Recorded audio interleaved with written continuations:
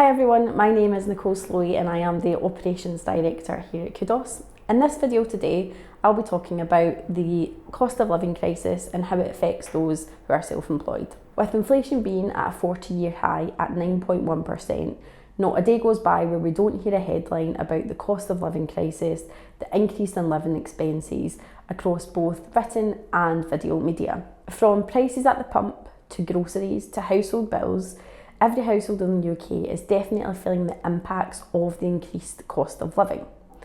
Now, in terms of why that's happened, what the government is doing about it and how that more specifically affects the self-employed, I'm going to go into a little bit more detail. With inflation rates at the level of almost double the average increase in salary, it's no wonder that households are struggling. In addition to that, we're seeing increase in costs of lending and increased levels of borrowing as well. The concern that is being felt in the economy is that we could be leading into both a recession and potentially a debt crisis. So what is it exactly that the government has done to actually help those in the workforce in the UK? The government has introduced a £37 billion funding package to help those with the cost of living crisis. Now, a significant part of that, which was widely reported, has actually come from a windfall tax which has been put on energy companies. Now, lots of measures have been introduced by the government. Most have been met with a reasonable amount of optimism, but very many commentators can't see past the fact that these very much feel like token gestures, with the government not necessarily truly addressing and or trying to protect the earnings of households and actually try and cap spending. Of the £37 billion funding package that the government's introduced, there's a few key highlights that I wanted to draw out. So earlier this year, we saw the £150 council tax rebate that a significant number of the households in the UK actually saw. In addition to that, the government has also introduced a £400 grant to help those struggling with energy bill prices. Now, interestingly, that grant was initially only £200, which was announced ahead of the off-gem cap increase, which came in April, affecting millions of households across the UK. Now, that value has been increased because there's another off-gem cap increase that we're actually going to see come October. So that value is now £400 and households are not actually expected to pay this back either.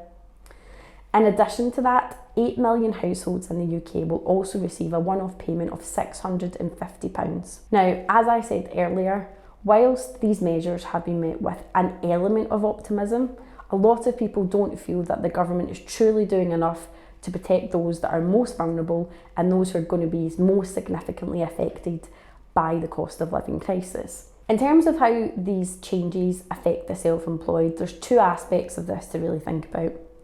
First and foremost, self-employed workers are no different to employed workers in the UK when we think about the cost of living. People still have food bills to pay for, people still have household bills to pay for, people still have to put petrol into their cars to undertake social activities, get to their places of work. So in that respect, the impact of the cost of living crisis from an expenditure perspective is actually no different to those who are in fact employed.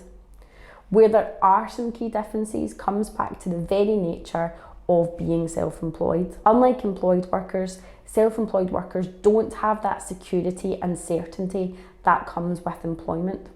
So the risk of contracts being cut short or perhaps less contracts being available are very real risks to those within that population. On the flip side of that, we have seen some very positive signs in the non-permanent labour market, where in fact recruitment placements for particular sectors have actually increased. Now, just as much as the cost of living crisis is affecting individual households, it's also affecting businesses as organisations see their cost bases increase.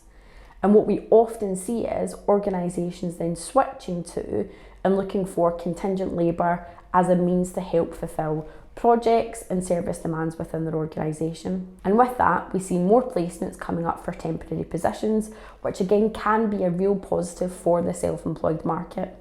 Now, whilst we might have seen increases in particular segments, this isn't necessarily the case across the board. A side effect of the increase in demand is also an impact on rates for those who operate in the self-employed space.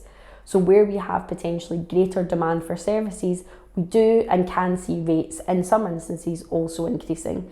So that's where we're potentially seeing that differentiation for those who are employed versus those that are in the self-employed marketplace. Now, in terms of what individuals can actually do to protect themselves, this is an unprecedented time for lots of people within the UK economy. What we would always suggest is that individuals take the opportunity to review their current financial situation, whether that's doing a check of your outgoings and your earnings, whether that's understanding how much you have saved away for a rainy day fund, whether that's making sure that you're getting the best deals for the products and services that you're buying, just to have that view of, okay, this is the current financial position that I have. And really, if you have the opportunity, think forward in terms of when your next contract might be, when that next job is finishing, to make sure that you're best prepared for potentially months or even years to come of the financial uncertainty that we're seeing at the minute. In terms of what's going to happen next, well, we know at the minute there's no specific measures being introduced by the government that focuses just on self-employed individuals. We would always hope that the government takes the opportunity when any funding is being announced to look at those who work in a less than conventional way than those who are in the employed space. With most economists, the government and the Bank of England expecting inflation to continue to rise throughout the year and that not being in line with the increase in employment earnings, this is going to be a moving feast, and it's something that we will look to keep you up to date with as soon as any developments happen that are notable to tell you about more generally as workers within the UK, but also more specifically as those who operate in the self-employed space as well.